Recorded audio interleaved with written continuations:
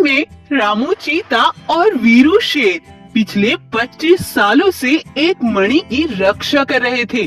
वो किसी को भी उस मणि के आसपास नहीं जाने देते थे और ना ही दोनों एक साथ उस मणि को छोड़कर कहीं जाते थे।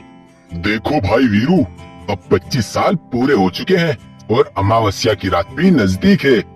उस रात इस मणि की शक्तियाँ भी वापस आ जाएंगी और फिर हम इस मणि से अपने महाराज को असली रूप में ला पाएंगे। फिर हमें कोई परेशानी नहीं होगी। लेकिन भाई, हमें अब इस मणि की रक्षा के लिए कुछ सिपाहियों को निगरानी पर खड़ा करना होगा, क्योंकि वो जालिम सिम्बा फिर से 25 वर्षों पहले जैसी कोई हरकत ना कर सके। क्या आप जानना चाहते हैं कि 25 वर्ष पहले क्या हुआ था और ये मणि की रक्षा क्यों कर रहे हैं?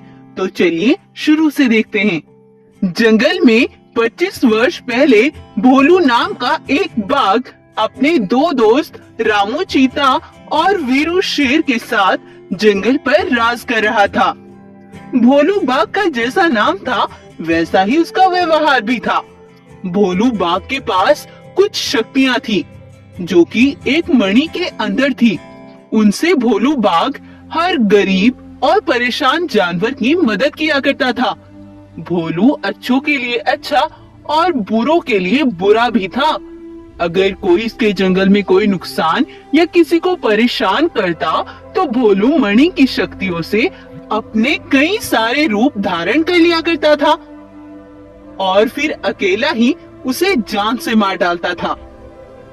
ये शक्तियाँ भोलू के पिता ने भोलू को दी थी और कहा था, सुनो बेटा भोलू, इन शक्तियों को संभाल कर रखना और इनका इस्तेमाल करना दोनों में ही रिस्क है। जब तक तुम इनका इस्तेमाल अच्छे कर्मों में करोगे तब तक ये तुम्हें कोई नुकसान नहीं पहुंचाएंगी। लेकिन अगर तुमने या धोखे से किसी और ने इन शक्तियों का गलत इस्तेमाल किया तो तुम 25 सालों के लिए एक पत्थर के पुतले में बदल जाओगे। अपने पिता की यह बात भोलू बाघ हमेशा याद रखता था और उस मणि को कभी भी किसी को नहीं देता था। लेकिन भोलू की इन शक्तियों का पता जब जंगल के एक सिम्बा शेर को पता चलता है तो वो लालच में आ जाता है। अरे, उस बाघ के पास वो मणि बहुत कीमती है। अगर मैं उस मणि को हासिल कर लूंगा तो मेरे मुकाबले कोई खड़ा नहीं हो सकता और ये सारी दुनिया मेरे कब्जे में होगी। मुझे कुछ भी करके उस जंगल में जाना होगा। तब सिम्बा लकड़ी का व्यापार करने भोलू के जंगल जाता है और भोलू से जाकर कहता है, महाराज, मैं पास के जंगल से आपके जंगल में व्यापार करने के लिए आया हूँ।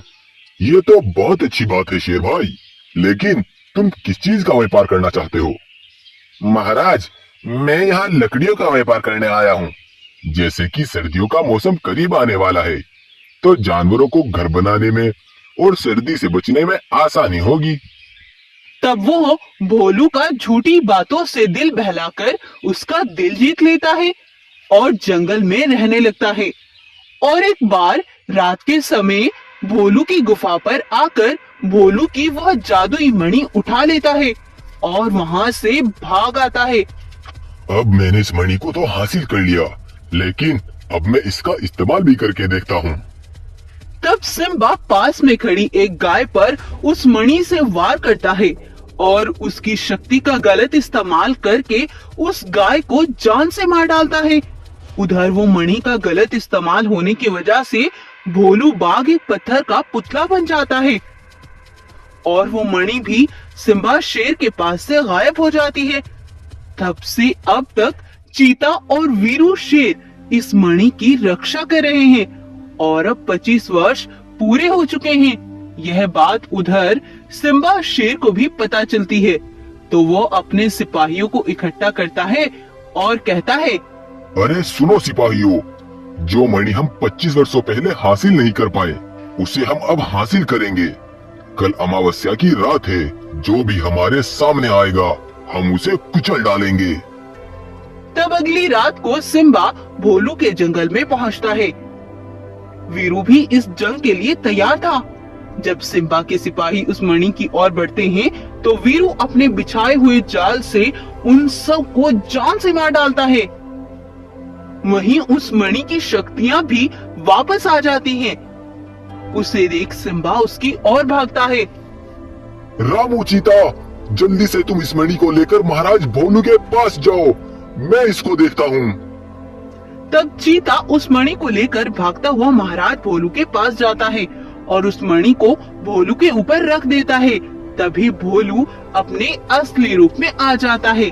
यह देख चीता बहुत खुश होता है। तब वो दोनों वीरू के पास पहुंचते हैं। वहाँ वो देखते हैं कि उस सिम्बा ने वीरू को मार डाला। यह देख भोलू की आंखें खून से भर आती हैं और भोलू उसको जाकर जान से मार डालता है और उस जालिम का वहीं पर अंत कर देता है और अपनी शक्तियों से वीरू शेर का भी पुनर्जन्म कर देता है और वीरू फिर से जीवित हो उठता है। वीरू और रामू दोस्त हो तो तुम जैसे हो, जिन्होंने एक दोस्त की जान बचाने के लिए एक मणि की 25 सालों तक रक्षा की। अब हमें कोई अलग नहीं कर सकता दोस्त। उसके बाद से वो तीनों दोस्त हंसी खुशी रहने लगते हैं। तो आपको आज की हमारी कहानी कैसी लगी? वीडियो का कौन सा पार्ट आपको सबसे ज्यादा पसंद आया? हमें कमेंट करके जरूर बताएं। और हाँ, हमें अप्रिशिएट करने के लिए वीडियो को लाइक, शेयर एंड सब्सक्राइब करना ना भूलें। बड़ा भाई सिम्बा अपने छोटे भाई वीरू को लेकर भागा जा रहा था, लेकिन कुछ देर लगातार दौड़ने के बाद सिम्बा बहुत थक जाता है और वो एक जगह पर रुक जाता है। सुनो मेरे भाई वीरू, तुम मेरे पास पिता की अमानत हो और मैं पिता की तरह तुम्हें खोना नहीं चाहता। मेरे भाई, तुम अपनी जान बचाकर यहाँ से भाग जाओ। वीरू ना चाहते हुए भी वहाँ से भाग जाता है। दरअसल वीरू के पिता का बड़ा भाई बहुत ही दुष्ट था।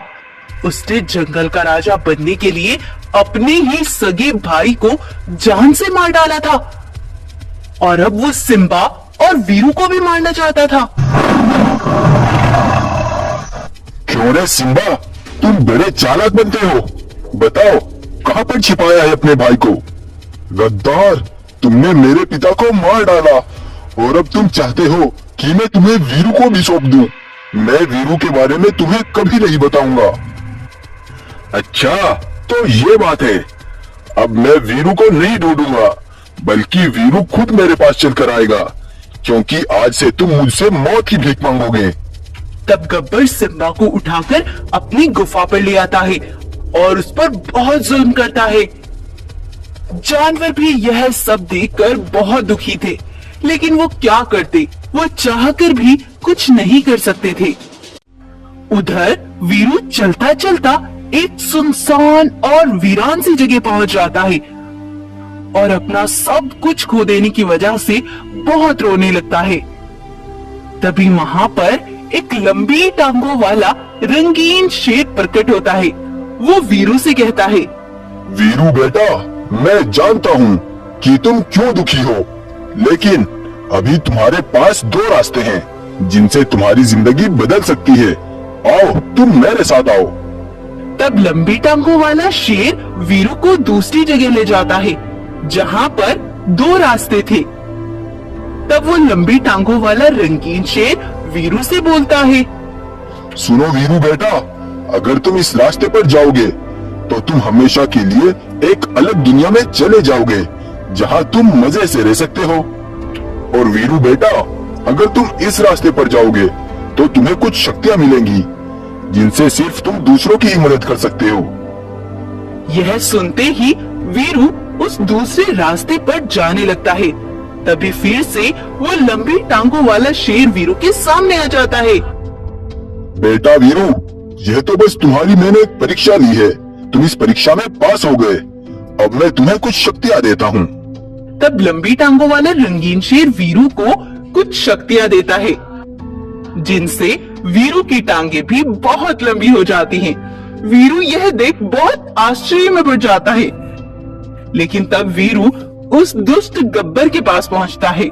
वीरू की लंबी टांगे देख गब्बर बड़ा हैरान हो जाता है। तब वीरू अपनी टांगों से और शक्तियों से गब्बर को जान से मार डालता है और अपने भाई को आजाद करा के उस लंबी टांगों वाले रंगीन शेर के बारे में सब बताता है। उसके बाद से वीरू अपनी लंबी टांगों और अपनी शक्तियों से हमेशा जानवरों की रक्षा करता है। तो आपको आज की हमारी कहानी कैसी लगी, हमें कमेंट करके जरूर बताएं। ऐसी और भी इंटरेस्टिंग